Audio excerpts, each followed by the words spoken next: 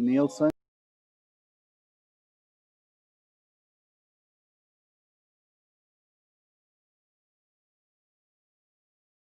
Ahead and call our meeting of July the 14th, the session at 6 o'clock by my computer here. Ada, can you take a roll call, please? Yes, sir. Mr. Nielsen, Here. Mr. Rader, Here.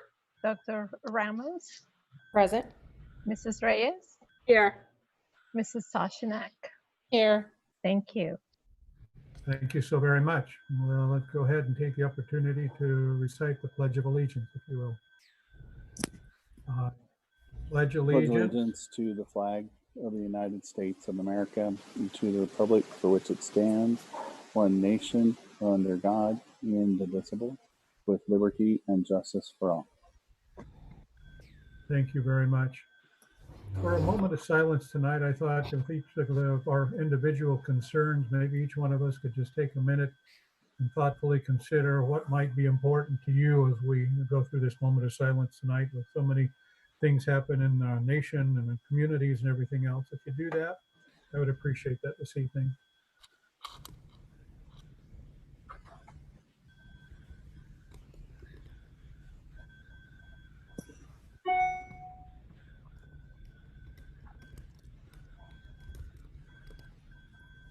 Thank you very much. Do any of the board members like to make a statement this evening? Perletta Ramos has one. Dr. Ramos, please go ahead. So good evening, everybody. I wanted to provide some information relative to something that I was able to participate in within the last, I would say, week. I was one of nearly 90 school board members from across districts of Arizona to submit a letter to Governor Ducey requesting that he postpone school openings to at least October 1st, 2020, until the state is able to show a downward trend in COVID-19 cases as recommended by the CDC guidelines. As we all know, positive cases in Arizona, unfortunately, are trending upward, which will put a significant risk to our students, teachers, families, and communities. So the letter included several requests of the governor, and I won't provide all of them, just highlight a couple. One was that, as I mentioned, that the statewide closure of buildings and classrooms be extended until October 1st, or a date upon which the academic calendars could mark the end of the first quarter of instruction, or B, or I should say, and B, that there be funding for distance learning at the same levels as in-person instruction without the requirement to also provide face-to-face classes 5 days per week. C, the need to ensure we meet agreed upon safety protocols as determined by the CDC or the Center for Disease Control and the Arizona Department of Health. I know we had quite a bit of discussion I think during the last meeting about, the cost that would be required and what we would require in terms of masks and other equipment. And so we need to agree upon those items. In addition, that we waive the 180 instructional day limit requirement for the 2020-21 school year, and that we suspend the statewide standardized assessment for the 2021 school year and allow districts to use local assessments to track academic progress for accountability purposes. So I have a special thanks to those who provided information to me relative to being able to sign on to the letter that went to the governor, and I look forward to hearing his response. Thank you, Curtis. Thank you so much. Appreciate that. Your attentiveness to participating in that and sharing that with us tonight. Any of the rest of you have anything that you would like to bring up at this particular time? If not, Dr. Freeman, we'll turn the time over to you for the superintendent's report. All right. Thank you, Mr. President, members of the board. Buenas tardes a todos. The summer break is coming to a close, and I'd like to thank our staff for their unwavering commitment to learning and safety. Many have seen very few, if any, days off during this summer and long hours, including weekends. So Their efforts have not gone unnoticed by me, and I want to share that recognition with all of you. We'll be opening the school year like none other in our history, and we'll be as prepared as we can be. This summer, many of our district third and fourth graders participated in a virtual summer school. Students were provided with a device, a packet of learning materials to support their synchronous online sessions with their teacher. Students engaged in a variety of interactive activities focused on phonics skills and were able to work independently with their peers to learn and apply some of these skills. And based on participation, achievement data, and feedback from students, families, and teachers, our virtual summer school demonstrated great success. For example, 9 out of 10 students demonstrated growth on their pre-post phonics assessments. Our summer meal program has continued to have good participation. We served nearly 9,000 meals thus far, and we'll continue to serve meals at Country Place Leadership Academy and Estrella STEM Academy until the end of this week. And then we'll have staff back, and we'll be switching over to the regular school lunch program, which of course won't be regular, it'll be grab and go, but it's a different set of rules during the summer than it is during the year. So we'll be preparing for that. And we'd like to thank Southwest Food Service Excellence for their commitment in assisting our community to meet the nutritional needs while implementing safety protocols that were necessary with great care to protect the health and safety of our staff and students. Less than 2 weeks ago, as Dr. Ramos referred, Governor Ducey ordered that schools couldn't begin in-person instruction till August 17th. And there is an upwelling of sentiment in the education community that probably is too soon given the numbers we're seeing today. His order does allow schools to begin distance or remote learning on their regular school calendars. So the first day of school for the Littleton district was calendared for Wednesday, July 29th, and we've been ramping up preparations for employing a new dynamic distance learning plan. And we will cover more about that later in this meeting. Experience tells us that the longer teaching and learning would have to be delayed, the wider the gap in student achievement would become. So not only is learning a priority, but our community relies on their public school districts for other kinds of support, such as nutrition and social services. We'll be able to, when we start the school year, put a lot of services in place, even though we're doing a lot of it remotely. Implementing the new dynamic distance learning allows us to continue with tuition-free full-day kindergarten and integration of digital opportunities for learners in every grade level. This has been a significant undertaking in a really short period of time. School leadership teams continue working to integrate and expand planning for activities that will excite and engage students.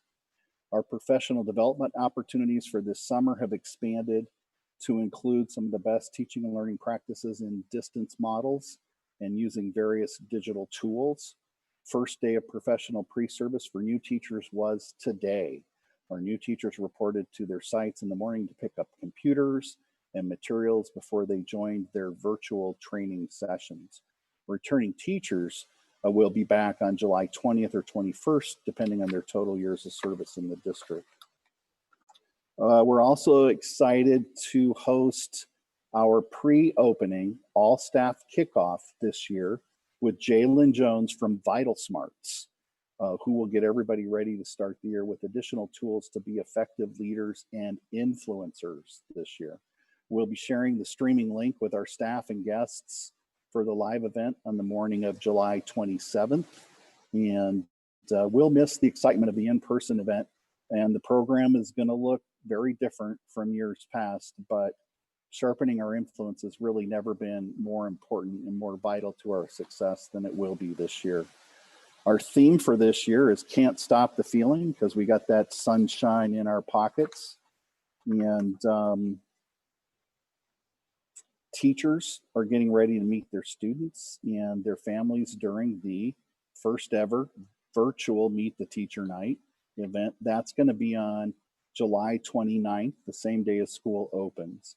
We'll begin the year with an effort to get more parents more involved in playing a greater role in supporting their children's learning. So our school year will begin with dynamic digital learning family engagement days. and those will be July 29th, 30th, and 31st. So the staff is developing materials to help support parents working with their children on those days to make learning more impactful at home. Please look for our principal's welcome back video messages with information on opening events that'll go out starting July 24th, so you don't want to miss those.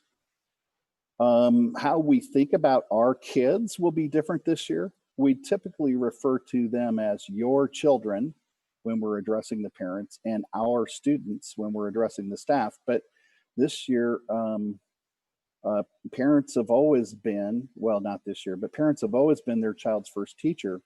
But this year, they're going to continue on as our teaching partners to make the start of the school year work. We need to make a connection with every family. And so we encourage your families to reach out to your school and make sure we have a good connection with good directory information.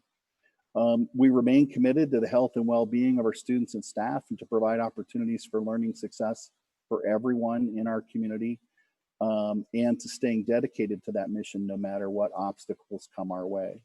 We're watching the spread of this virus and its impact on our communities with great concern. We're reluctant to bring students and staff back into our schools until it is safe. We will continue to monitor the data and take heed of the science, so when we do return, and I have faith that we will, we can move forward with confidence that we're prepared. In closing, I'd just like to thank Act One for their donations for the Fine Arts Academy, and that's all I have tonight, Mr. President. Thank you very much, Dr. Freeman. Appreciate that. At this particular time, I would like to recess from our regular meeting and open a public hearing. Do we need to get a motion on that one, or do I just do that?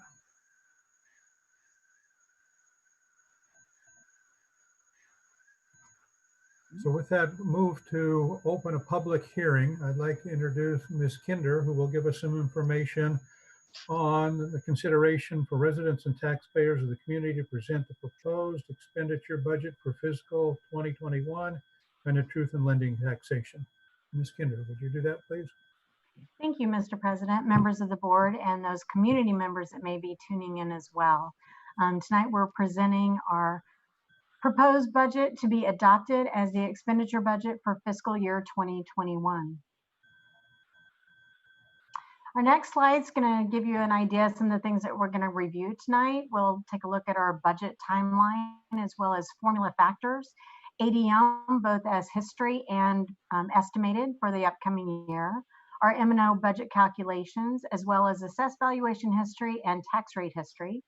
We have a truth in taxation item that we'll go through, and then finally we'll close up with some COVID-related funding available to the district. So in a typical year in our budget timeline, we'll start our budget development in the spring of the prior fiscal year. In June, we bring the proposed budget, which the board approved in our last June meeting. And then tonight we're at the July 2020 adopted budget approval on your timeline there. The next action would be our tax rates will be set and our tax bills will be mailed out to our community. And in December of 2020, we'll have an opportunity for a budget revision, with the final budget revision for fiscal 21 being due no later than May 15th of 2021. And then the annual financial report will be prepared and presented to the board in October of 2021 for your review and approval. So some of the budget formula factors that I'd like to inform you of tonight is we're using a non-weighted ADM of 5,535 for our fiscal 21 proposed budget. This ADM reflects an estimated decline of 4.95% or 288 ADM. I'll talk about that a little bit more in our next slide. The base level is the factor that our weighted ADM is multiplied against to determine our M&O budget. The percent increase for inflation to the base level is set by the legislature, and the state budget for fiscal 21 includes an inflation adjustment of 1.74%. This provides an increase of $72.22 per weighted ADM. In addition, the state's approved budget includes funds for a teacher salary increase, and the state took the amounts that districts around the state reported for fiscal 18 teacher pay increases and extrapolated that amount to equate to a 5% increase, then divided the total by the total weighted ADM of the state to determine the base level increase of $83.08 per weighted ADM in M&O funds, which is a total of $155.30 increase for fiscal 21 M&O base level. The remaining portion of the governor's promised funds for fiscal 21 is being paid in the Prop 301 revenues to districts. Our next slide is where we'll see our annual ADM. And here we're reviewing the past 10 years ADM along with the current year estimate. Due to current year funding, the district is required to estimate or project what our fiscal 21 ADM will be, and then build our proposed and adopted budget on those estimates.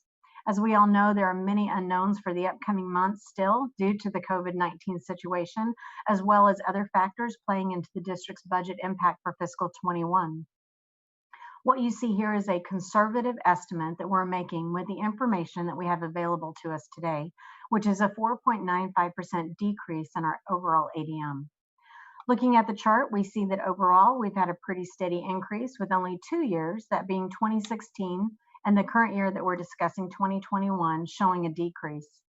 The projected ADM amount is based on an analysis of 13 prior years, and through that analysis, we've observed that in a typical year, we've had ADM of approximately 92 to 93% of our total enrollment. Based on that analysis and our estimated enrollment of approximately 5,966 students, that gives us our estimate ADM of 5,535, which is a decrease for the beginning of the fiscal year 2020. However, as we progress through the year, we will have opportunities for budget revisions as we discussed previously, and that will allow for an increase in budget as our ADM grows.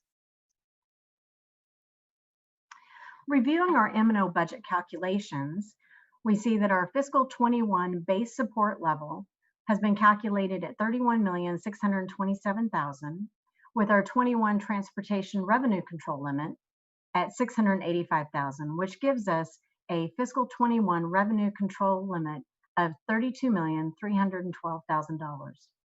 Our M&O override is based on our previous year ADM. So for that calculation, we're seeing an increase of 6.68% for an override amount of $5,150,000.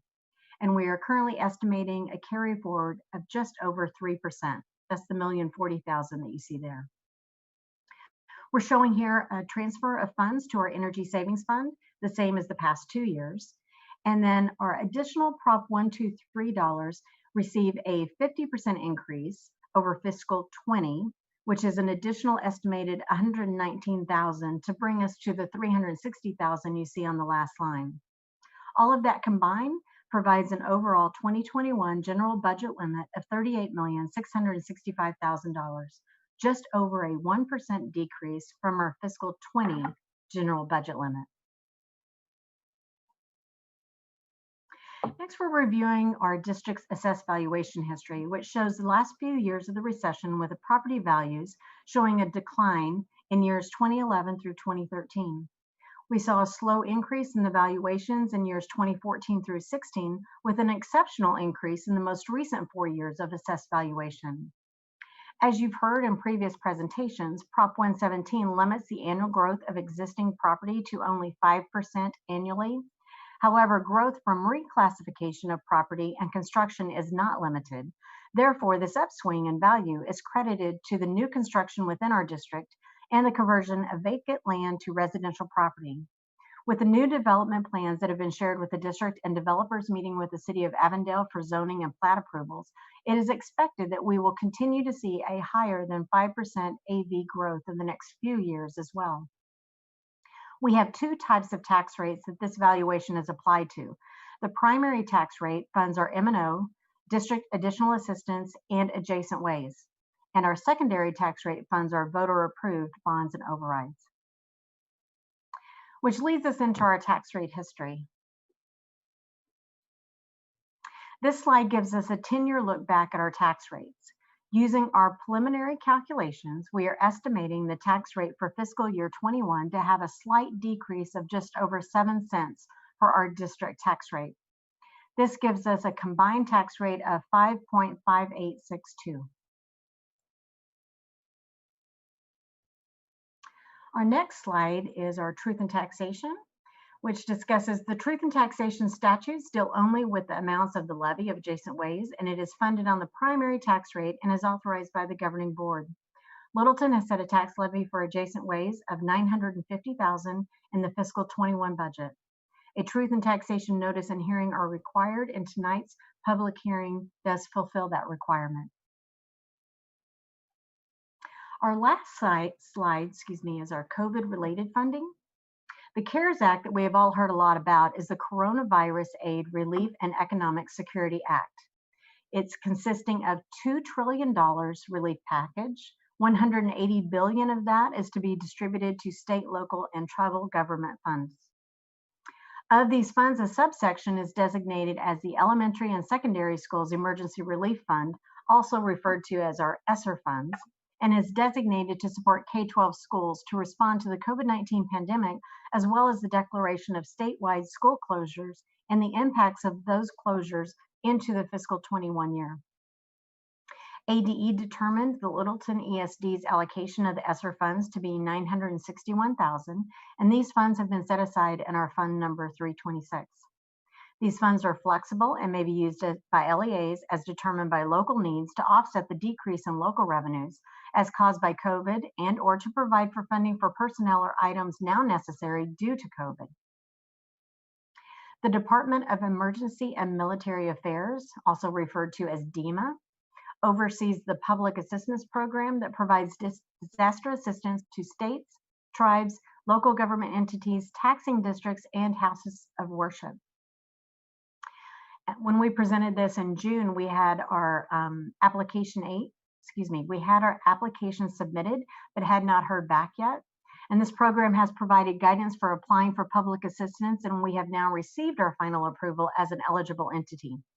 This provides the district the ability to apply for reimbursement for certain COVID-related expenses that have not been covered by other federal funding, and reimbursement of those expenses is paid to the district at 75%. And that concludes my presentation for our public hearing. Thank you so much. Is there anybody from the public sector that would like to comment on or ask Ms. Kinder any questions pertaining to this budget?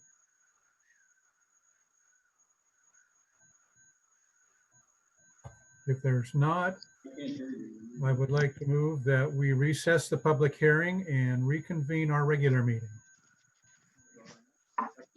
With that thought, call to the public.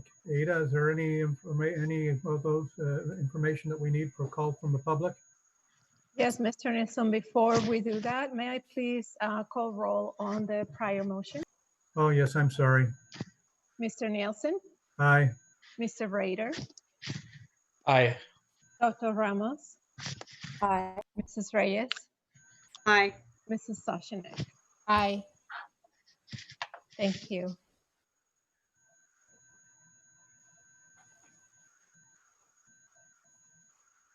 Mr. Nielsen, I have an email from Carrie Lovato representing herself. She is a parent and a teacher at Estrella STEM Academy.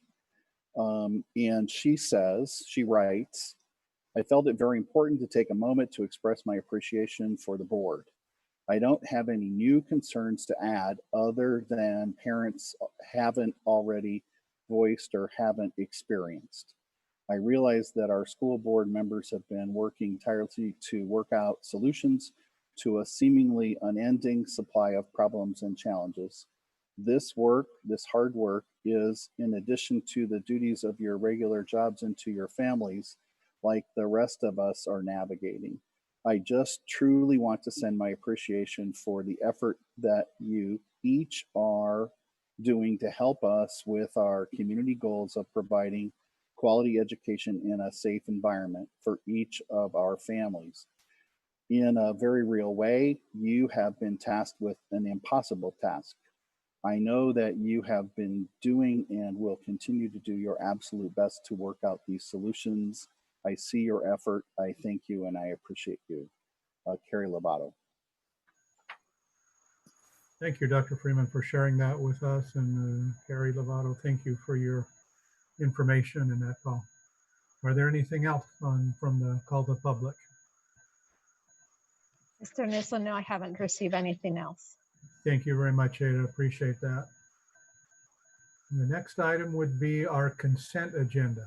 Are there any members of the board that would like to pull any items from the consent agenda tonight? This is Perlette. I'd like to pull item 910C, the memorandum. The number, please, again, Perlette. 9C10. The 9C10. memorandum of understanding. Yes, I said it invertedly. Thank you. Any others that would like to pull any of that? No. If not, could I get a motion to approve the consent agenda with the exception of item 9C10? This is Amy, and I move that we approve the consent agenda with the exception of item 9C10. Yep. And I'll second that. This is Kathy. Thank you, Kathy.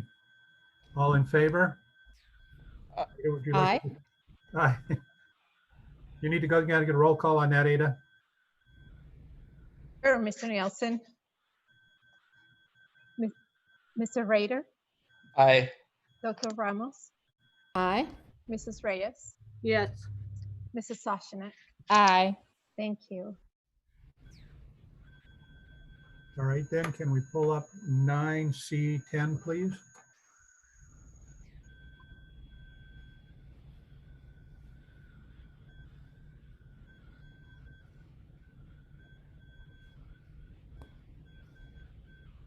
And for that, if you'd like to review what your thoughts are on that or what the concern is, we would like to start off there and go forward.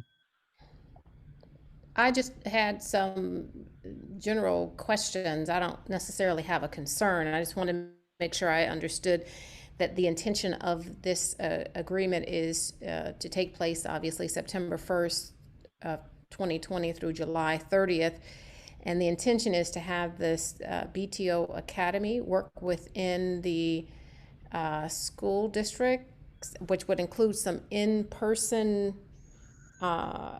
in the classroom activity as well as coaching. I was just curious as to how that would take place in light of our existing pandemic situation, and if the intention would be to do this, provide for this program remotely or via distance learning if in classroom activities are not going to be taking place. Thank you. Thank you, Mr. President and Member Ramos. Yes, the Academy can occur virtually. It is happening virtually. And this is a no-cost MOU with the district. It merely lines out the scope of work and that we're both in agreement to that. It's for our district leadership. Do you have more specific questions? Well, since you said there's no cost, can you just cover that a bit? When you say there's no cost, this is being gratuitously provided by this organization with no expenditure. Can you explain the basis of that? On page 5 of the agreement, if it was to be opened. So Beat the Odds Academy coaching would be a $10,000 cost, but then there is a CFA investment of grant funding that is a matching $10,000. So it ends up being a zero cost MOU. It's just merely documenting the agreement between the district and that the district leaders that are participating in it are not being charged the participation amount. I heard you say that this has been in place previously. Is that correct? We have had principals that have participated in this program. Yes, the most recent and most successful in this program would be the principal from Quinton the past few years. Oh, I was going to ask about the, but I'm familiar with the success of this program. as a result of that. So I have no further questions. Thank you. Thank you. Thank you. Then may I have a motion to approve item 9C10? I move approval of item 9C10. Thank you for that. May I have a second? This is Kathy. I'll second. Thank you. All in favor? Ada, if you'd take the roll call, please. Mr. Nielsen, Aye. Mr. Rader, Yes. Dr. Ramos, Yes. Mrs. Reyes, Yes. Mrs. Sashnik. Yes. Thank you. Thank you very much. We'll move on to item number 10. The option of the expenditure previously reviewed by Ms. Kinder. Thank you, Mr. President, members of the board. As we discussed in our public meeting, we have a proposed M&O budget of $38,664,000 for fiscal 21. We are expecting a reduction in our district overall tax rate, and we had reviewed a slight reduction in our ADM as well as our overall budget. And I'd be happy to answer any questions that anyone may have had for that presentation. Any additional questions? If not, may I have a motion to, let me make sure I get this right here. A motion to approve the Ways and Means and Expenditure Budget for fiscal 2020 and 21.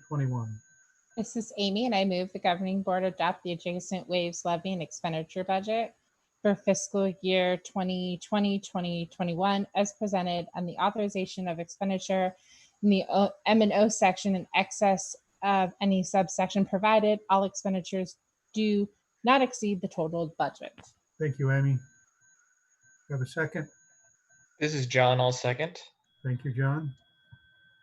Again, Ada, would you like to take roll call, please? Mr. Nielsen, Aye. Mr. Rader, Aye. Dr. Ramos, Aye. Mrs. Reyes, Aye. Mrs. Sashnik. Aye. Thank you. Thank you so much. Dr. Freeman, item number 11. Operational Authority. Thank you, Mr. President, members of the board. The Operational Authority began several years ago with a School Boards Association workshop. And it's noted in the details, it was last revised January 2013. I think it was actually 2015. Excuse me. And we had made some changes regarding the school calendar. And what I'd like to do is clarify the superintendent's authority for changing from in-school attendance to distance learning and distance learning back to in-school attendance. So that we have placed under the first category, category 1 in planning. The only changes being recommended by the staff today are in that category. So if we open that attachment and just look at the first page, there's some lines that are highlighted if you scroll down in a green shading, and it's a little hard to see in that copy. The cells just look a little bit grayed in, but I want to take your attention to 1.71 and 1.72. A 1.7 originally was implementing a 200-day calendar. And what you see is behind each a box marked with an X. And at the top of each of those columns is a 1, 2, a 3, or a 4. So a 1 gives the superintendent complete authority to make those decisions. A 2 gives the superintendent authority, but the board must be kept informed of those decisions. A 3 is the superintendent has the authority to do that, but board action is still required. An example of that might mean as we're offering contracts to teachers, those come for your consideration at the next board meeting. We don't wait for the board meeting to offer the contract because we don't want to lose a good teaching candidate. And number 4 is where the superintendent is advising the board and the board has the authority. And so in that case, we would defer to the board's authority when making a recommendation or informing anybody on the staff or in the community about the recommendation, that it still depends on approval of the board. So we had a note in 1.71 about changing to a 200-day calendar, but we didn't have anything about reinstating a 10-month or 180-day calendar. So we just added that for clarification. Those are both total authority of the board. I think you already knew that. The thing that's new on this list is 1.11, 1.11.1, and 1.11.2 near the bottom of your page. The first one is to change from in school to distance learning for the health and safety considerations. We already have governing board policy. It's pretty consistent across the state that the superintendent may close school for a health emergency. In this case, we would like to be able, instead of to completely close, to be able to make a shift to students learning at home. We've always been pretty reluctant to close school. Probably the easiest thing for people to think of in comparison is snow days in parts of the country where they may not be able to hold school because roads are closed or something like that. If we have in school, if we have distance learning, we're able to continue with instruction and count those days as part of our instructional calendar. So I think if there's a health and safety threat, we don't want to wait to convene a meeting before we get people out of harm's way. However, if we're going to change from distance learning back to in-school attendance with health and safety considerations being, I guess, relieved to some degree, that the superintendent would not make that decision on his own, but make a recommendation to the governing board for the date when students might return to school. I hope you agree with that. I really don't want to make that decision on my own.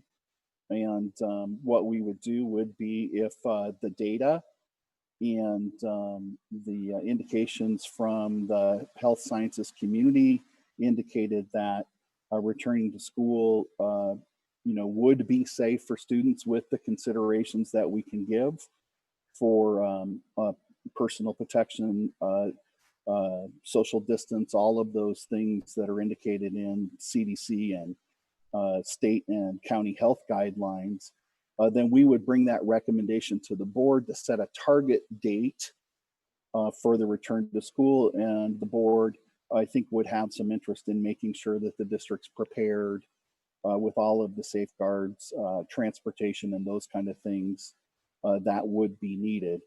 So we have that tonight for your consideration. Make sure that we're on the same page, and certainly I think I would like to be able to tell parents, the community, and the staff that we will post in advance and convene a meeting to talk about bringing kids back to school for in-person learning, so the community has notice and is informed at the appropriate time for that to happen. And this is a board adopted document, so to make a change in it would require a motion. I'd be happy to try to answer any questions members have. Thank you, Dr. Freeman. Are there any of the members of the board that have a question for Dr. Freeman about this particular subject? If there is not, may I have a vote? Go ahead. Mr. President, Curtis, I do have a question and a comment, if that's okay. Please, go ahead. So, Dr. Freeman, I guess health and safety considerations is a pretty broad umbrella. Is there any guidance from, let's say, state health officials to help guide you in your determination as to when it might be appropriate to close a school classroom, school site, or even the entire district to in-person learning? Mr. President, Member Rader, thank you for the question. It's an opportunity to both clarify what we know so far and to make clear to the community things that really haven't been delineated by county health yet. So some of the requirements, we've been on several webinars with our county health, and of course, the state health department's been pretty public about press conferences and things they've released. The CDC up to now has been fairly consistent in their opening criteria, and but that going all the way back to before the governor announced he wanted to bring back to school, we would not be able to meet. There's a flow chart from the CDC, and Arizona right now in our community really wouldn't get past the first level without some, authority or order by the governor. So the CDC criteria are pretty clear, and that has to do with the prevalence of the infection in the community. And so I think people are probably more informed now about some of those terms. So you need to have a downturn for a specific number of days and probably a fairly low prevalence of infection in the community. And the word I think we heard in the latest numbers is the infection rate has dropped slightly. It had over the last 2 months increased every week, and I shared that data with the board. I think last week's report got up to 33% infection rate in tests, and this week it's expected to trend back into the 20s. But mid 20s is still 1 in every 4 person tested has COVID infection. So I think that's pretty high. Right now, the county does not have clear criteria for when schools should or shouldn't open. So there's no that we know like specific zip code or precinct level infection data. I think most everybody's aware that Tolleson seems to be a hot spot in the West Valley. Maryville seems to be a hot spot in the West Valley, and of course those are close neighbors for ours. So we have a lot of reason to be concerned, both with the data, and with what we're hearing from county health. Now, as far as closing, what the county's asked us to monitor and to report to them is if we have 2 people who have confirmed infections but don't have a related nexus. And what that would mean, like 2 kids from the same family is not 2 separate infections because they're related by a family, or 2 kids who went to the same sporting event, even if they're with different families, it's traced back to the sporting event. It's not 2 unrelated infections. So if we have 2 unrelated infections, that would be the first indicator that they want to review our infection data and may consider, along with the amount of community spread, a recommendation to close the school. We're not seeing anything definitively on guidelines or recommendations for opening, but what they are telling us, for example, is a month ago masks were recommended, and in the last webinar we had with them last week, masks are required. Anybody who's over 2 years old.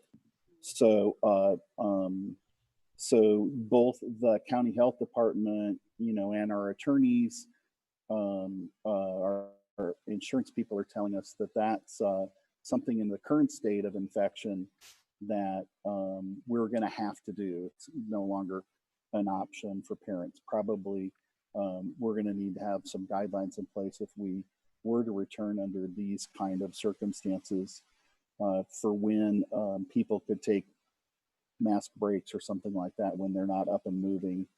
And so what they're telling us, Member Rader, is they're continuing to work on clarification of those guidelines. And I think they've made progress. I think it's slower than they expected, and it's certainly slower than we would like to see.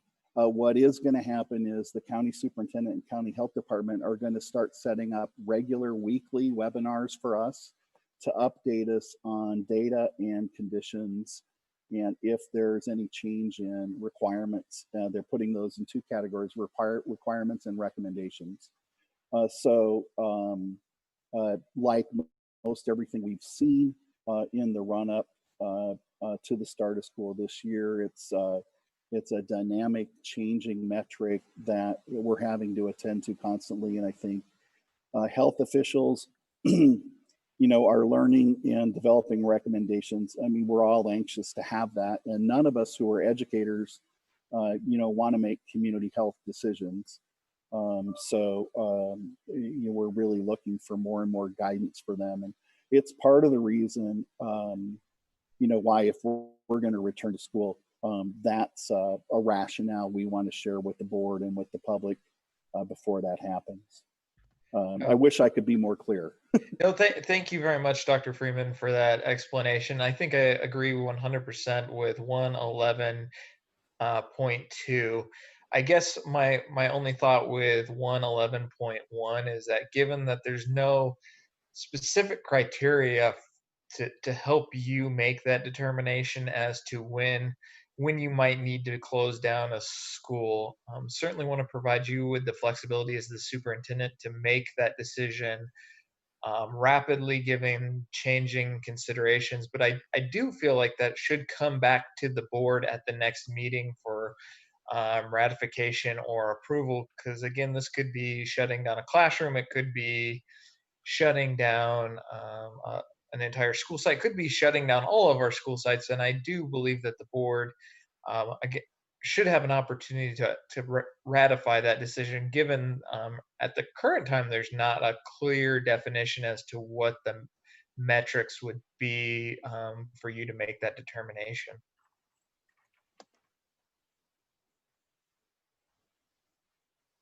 Mr. President, if I could just respond. And so some of the things that we've had to deal with in the past would be broken water lines, where in the past we brought back before the board emergency procurement. We do have on occasion vandals that will break into our backflows and steal our metal to sell that. And sometimes we can't open school for a day.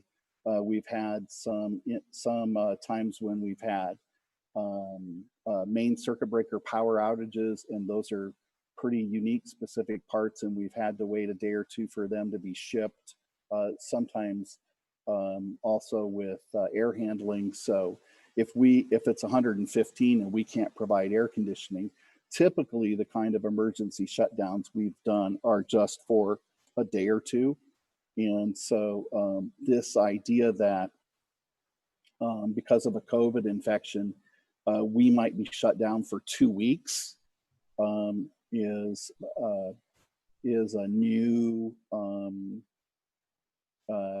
aspect. And what we might do, and the board might want to consider is if 1.11.1 was short term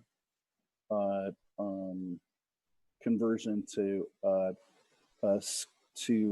distance learning, that if it was going to be extended beyond the short term, that certainly that would land in the path of a board meeting, and the board would I'm inventing this a little on the fly in response to Mr. Rader's comments, but if it was going to be more than a couple weeks, or something along those lines, 10 school days, 14 calendar days, that the board would need to ratify its extension or something. Does that make sense, Mr. Rader? Yeah, I think that addresses my thought, and I wouldn't even call it a concern, because I definitely agree with the need to provide you with the flexibility to act upon whatever the situation might be, given health and safety considerations of our students and staff. But for extended closures, again, of potentially entire sites or multiple sites, I do feel like the board would have a role in making sure that we weigh in on that decision, absent absent specific directions from a preempting agency like the governor's office or the Maricopa County Department of Health. Certainly, if the health department comes in and says you have to close a site, they're preempting our authority in that case, and it would be a different situation. But if the superintendent is just making a determination, based on your own judgment, I do feel that the board has a role in ratifying that determination. So, so we would modify that to short-term change. That works for me. I don't know if there's any other thoughts from the other members on the board.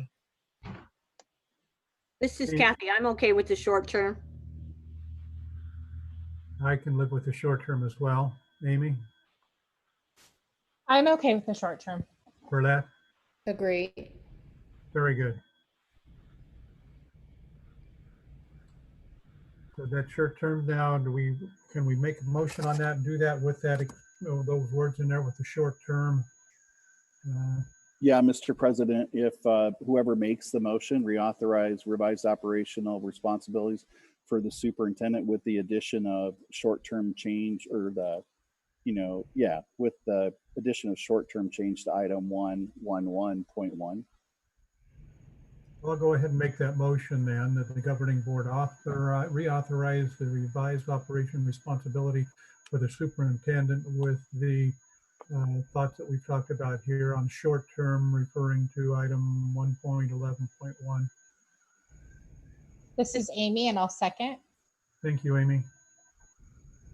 Ada, Mr. would you Hale? like to? Aye. Mr. Rader, Aye. Dr. Ramos, Aye. Mrs. Reyes, Yes. Mrs. Sashina. Yes. Thank you all. Appreciate it. Ms. Kelly, item number 12, student enrollment information. Would you like to review that with us?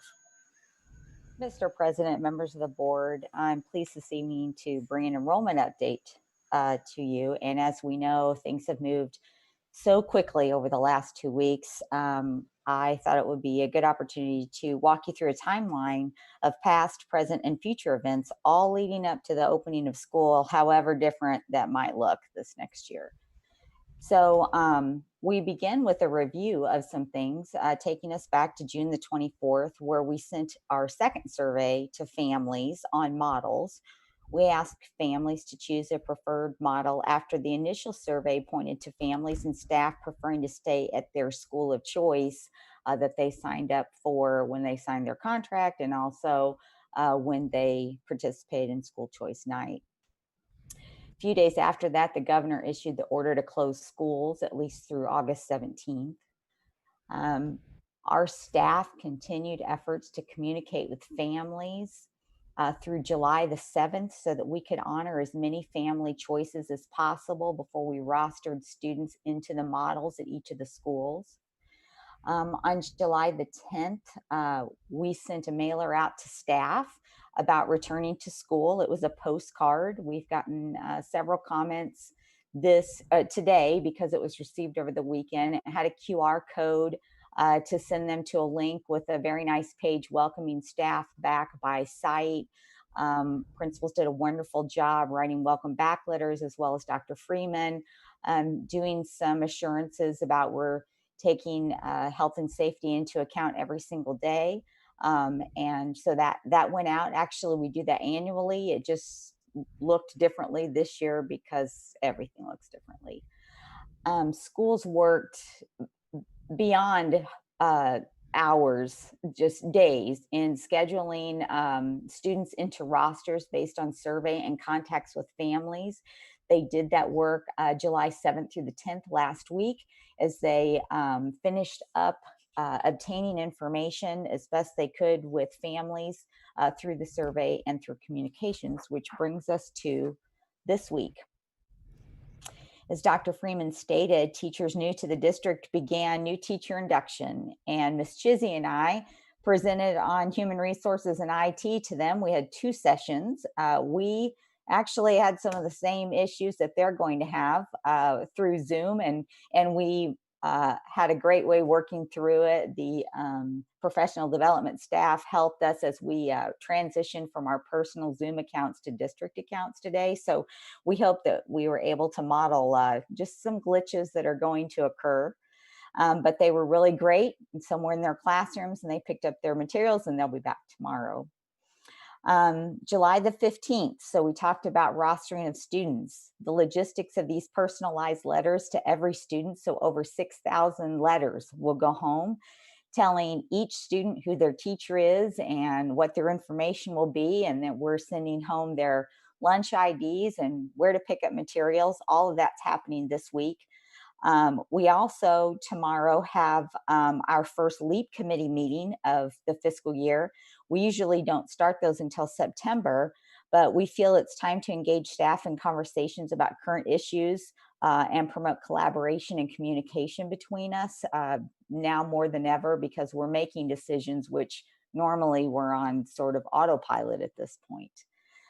July 17th, our mass mailings will go out. After all of those letters are folded, sealed, stamped, and they're going to be sent out into families, and we're letting them know that they should be looking for this in the mail. On July 20th, our second-year teachers begin. And July 21st, thanks to the board for granting the opportunity for this all professional staff professional development opportunity, teachers will rise to shine the light on dynamic distance learning on the 21st. So they will begin the day early, engage in training with Google Classroom and a whole new set of skills for working and teaching in a virtual environment. They'll also be working on staff expectations and telework agreements, things like that, and we'll find out who has the best opportunity to work from home, work in their classroom, and we're taking those individual needs into account as we work to schedule staff home and in schools. July 22nd, teachers are beginning communications with families of students assigned to them. So each teacher, homeroom teacher, and we'll get some support from special area staff and special education staff as well, will begin communicating with families of students that have been assigned to them. July 24th, schools will send out a welcome back video message and important information on Meet the Teacher Night, which will be virtual this year. And it will be at the end of the first day of school rather than in the days preceding the first day of school. We wanted families to have an opportunity to pick up materials prior to school starting because there's a lot of distance, physical and social distancing measures that need to be taken into account. So July 27th and 28th, we're allowing families to stagger pickup and they can begin to prepare their children for the first day of school, even though we start on the 29th. July 29th, we said it would come, ready or not, the first day of school, along with Meet the Teacher Night will happen. July 29th through the 31st, we've designated as family engagement days. So families will continue to pick up materials. We know that this is a schedule that they have to work through, and our teachers are working individually with families, and schools have set up schedules for pickup of those items. We're making digital connections during these 3 days with parent-student training. Teachers will be scheduling 20 to 30-minute sessions with each students and their families, similar to how parent-teacher conferences work, to assist them with digital connections because everyone's a little bit nervous about this. So our family engagement strategies that involve additional strategies for helping parents help their children with online learning are a high priority on our list. It's just the extra effort we're trying to make sure to help parents be more comfortable. August 3rd, which will begin the first full week of school, our instructional delivery model preferences will continue to be monitored as in past years. School choice, which now includes model choices, will continually be addressed as new information is considered in the opening of schools in the face-to-face models of instruction, and many opportunities for families to communicate with schools will continue, and we will continue to use multiple sources of media to encourage this communication.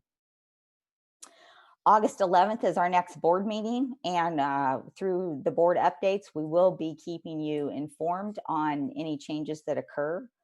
But what I wanted to break down for you this evening is the actual enrollment numbers. So the next 2 slides will break down those enrollment numbers in a couple different ways. So this is how, after looking at all the information, we were able to break apart the enrollment. So in this particular slide, you can see the model choices A, B, and C based on that survey and communications through July the 7th by school. And roughly, the data closely matches the survey results from parent choice models. Each school examined the data and the communications, and it roughly broke out a third, a third, and a third. Now, the next slide drills slightly deeper, breaking up model choices by grade.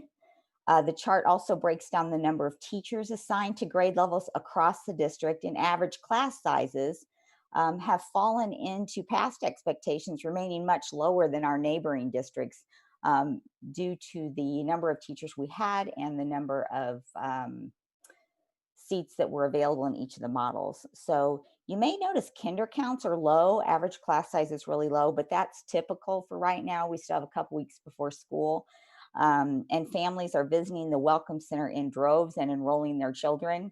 We looked at that today. I believe at 4 o'clock we had 50 new registrations. I won't swear to that, but I think that was the update that I had this afternoon. So as you can see, we've been working through this and we're taking all aspects of people's opinions into account as best as possible. So with that being said, I'm happy to try to answer any questions that you might have on any of this. Thank you, Dr. Kelly and staff, and all of you who have worked for that. Any members of the board have any questions, clarifications that we can address or need to be addressed? This is Kathy. I just have a couple clarifications. So on July, whatever, 27th, or whatever the day was, referenced back in your slide for parents, so to pick up the material or Slide 3, Ms. Chizzy. Or whatever that was. So what will happen is that the child will be assigned to the classroom. The teacher will reach out to the parent or will the parent and say, okay, you can pick up your material on July 27th and or 28th, and then they'll schedule an appointment to come to the school and pick up the material? What happens is the families will be notified in this mass mailing. So Sue Smith, your 5th grade teacher, will be Miss Kelly.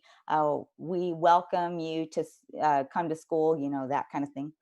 And then schools will schedule appointments and various times for certain parts of the alphabet to come through and pick up information. There'll be a pre-pickup time and then also additional time to come and pick up during our family engagement days, similar to how we set up times for families to come and pick up their student materials at the end of last year.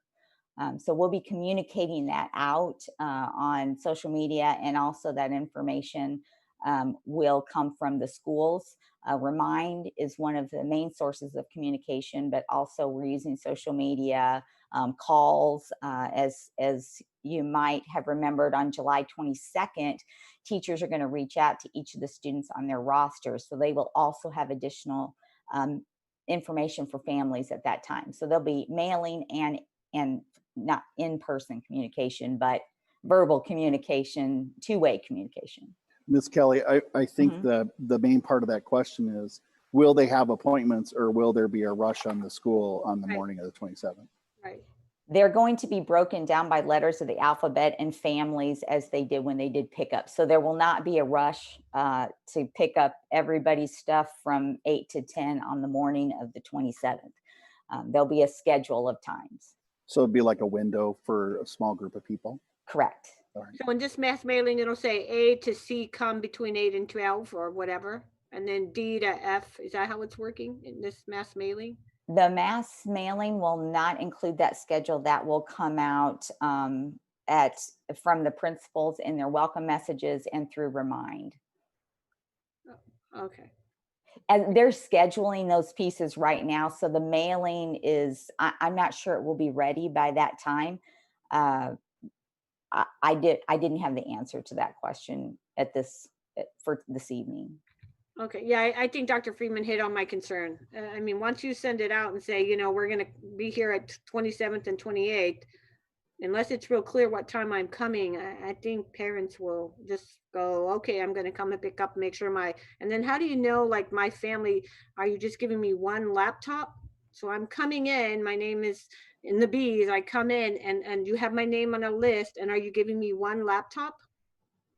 So currently we're scheduling one laptop per family, and then there's an order of triage that will occur. So we'll schedule one laptop per family. And then as we continue to have devices, and I know we're waiting for 750 devices to be shipped in either today or tomorrow, we'll begin narrowing that down for our students to have individual laptops to one laptop per 2 students, things like that. So we'll triage the number of students in a family and get them additional devices out as soon as they become available.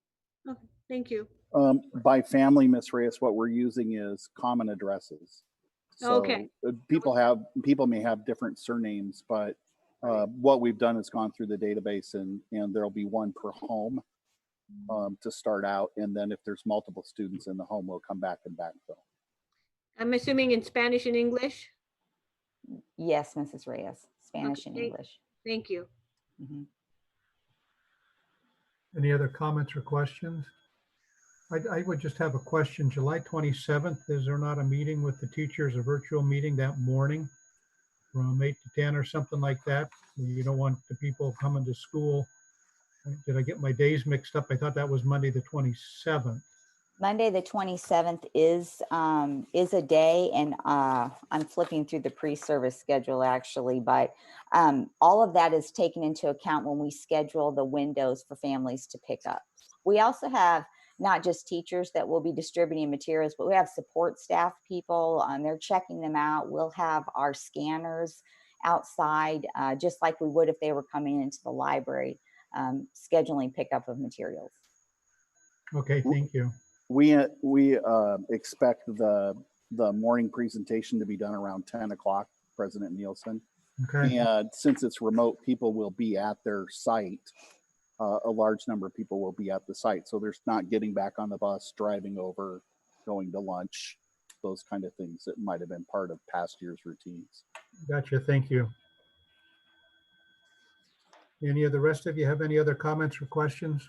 One more question on the classroom sizes. So that is if I am sending my child in at some point in life, October, November, December, January, whatever that looks like, that is the option where I would choose to send my child full-time to a brick and mortar school. I would anticipate my classroom size to be 24 to 27. Did I understand that correctly? Mrs. Reyes, members of the board, right now across the models, as they determined if people would continue in those models, those are the average class sizes. We do know that parents can change their mind, and we're providing windows of opportunity so that families can take information as it comes in, and we will work with them on models just as we do schools of choice. Okay, that makes sense. Thank you. Sure. Any of the rest of you? Again, thank you, Ms. Kelly, and all those others who have spent so much time putting this together. And I know Thank it's kind of you. like a floating boat trying to hit it with a rock or something like that, but I believe you've done really well in getting that put together. And if things float a little bit, well, that may be what it is. But thank you so much. Next item is Dr. Freeman, future board meetings.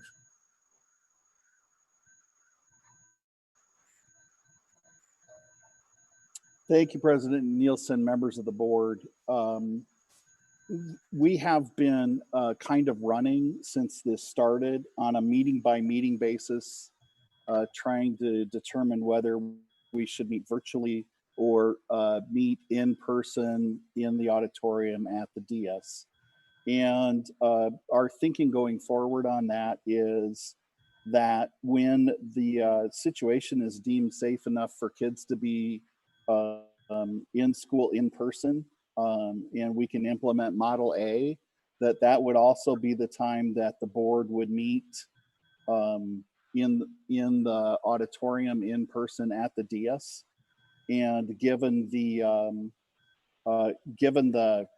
way that we've designed the return to school, the board would have a meeting to decide to move kids back into the classroom. So we don't need to continually meet and discuss whether we want to continue virtually. We would continue virtually until we're ready to bring the kids back to school, and then we would bring the board back to the DS.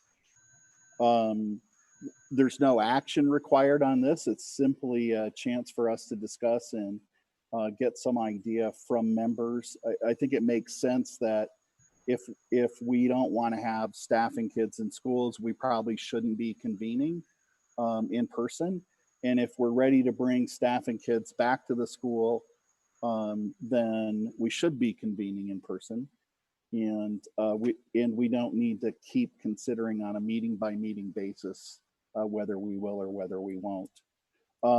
In kind of in keeping with the letter that Dr. Ramos signed, and it's pretty consistent with the content of the letter signed by the major education alphabet organizations. There's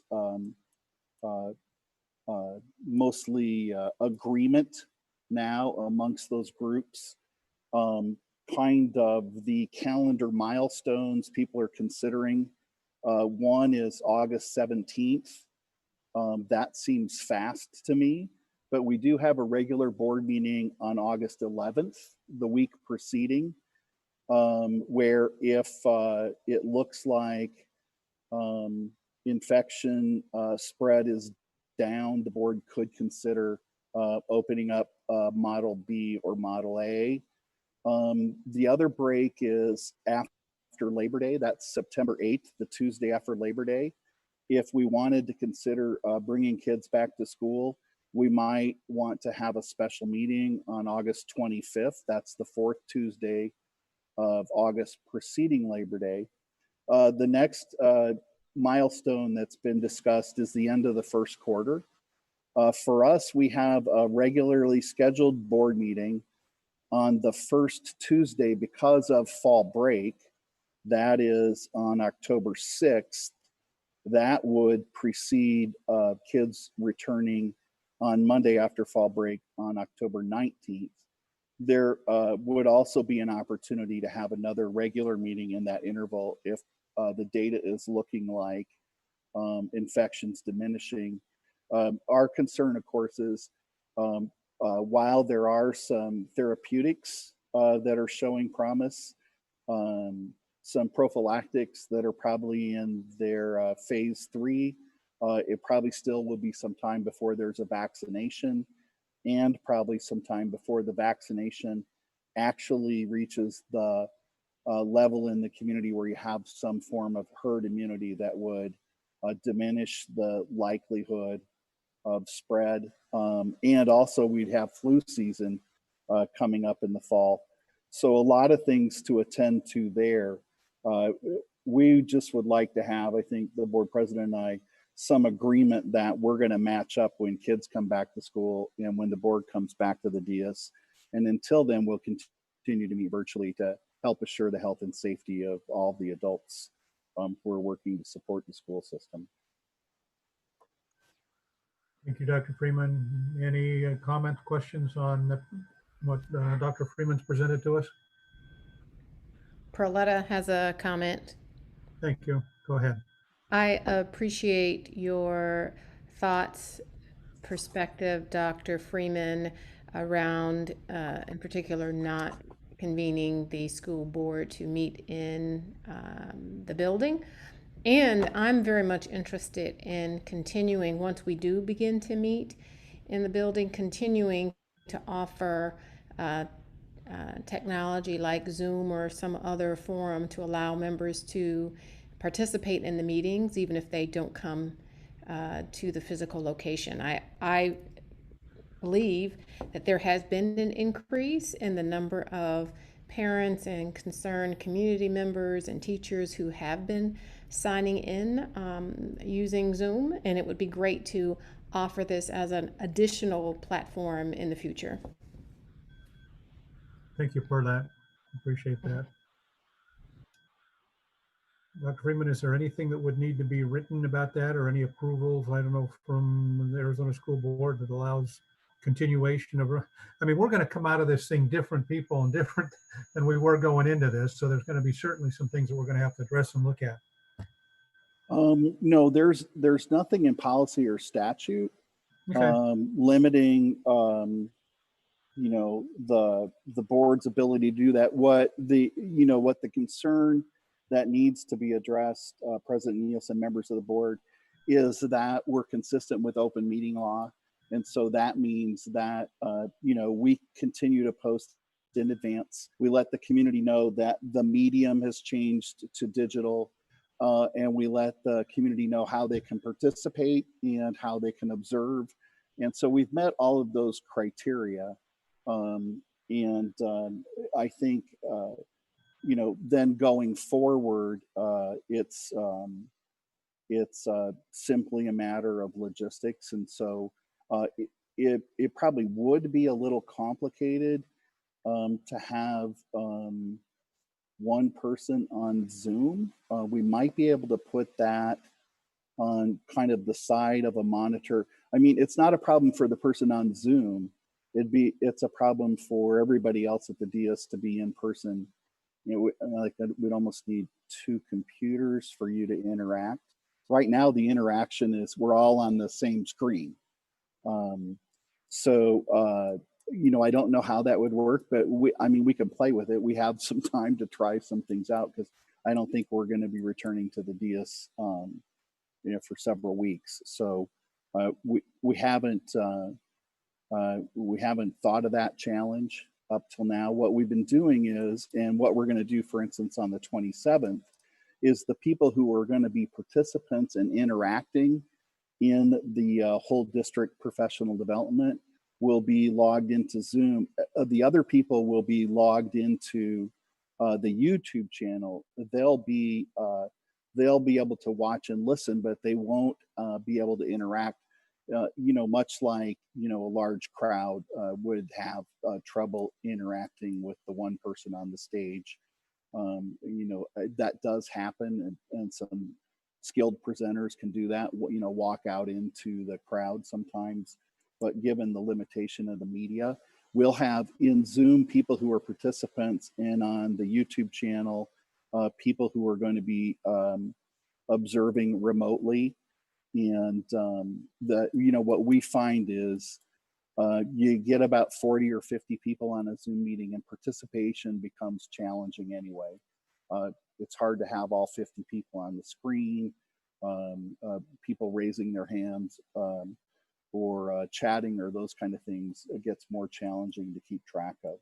So that's the approach we're taking right now. And for instance, on our meeting tonight, members who are participating and staff who are participating have the password to be in the Zoom. The rest of the community, unless they've emailed in comments to call to the public, are just observing. So there's nobody from the public who's cutting into the Zoom meeting. It's the board's meeting. And then we also have security concerns, which is the ability to close and open a Zoom meeting if you get what's called a Zoom bomb, kind of like, what is it, where you're taking a selfie, somebody jumps in the back or something like that. It's a Photobomb? Photobomb, yeah. And so some hackers and pranksters, take some pride in being able to be disruptive in content that we would consider inappropriate being inserted into the meeting and those kind of things. So we have a number of considerations, but we can work on ways for board members to be remote and interact. We just haven't played with that yet, and we'll look at that. Thank you. Appreciate that. Any other questions, comments? If not, I think the next item, number 14, is for adjournment. And if none of you else, if you have anything else, can I have a motion to adjourn our meeting this evening? This is Amy, and I move that the governing board adjourns at 7:19. This is Thank Kathy. you. I'll second that. Thank you, Kathy. Ada, would you take a roll call, please? For Mr. Nielsen, Aye. Mr. Rader, Aye. Dr. Ramos, Aye. Mrs. Reyes, Aye. Mrs. Sashina. Aye. Thanks. Meeting is adjourned. Thank you all so much for your participation tonight. Thank you, everybody.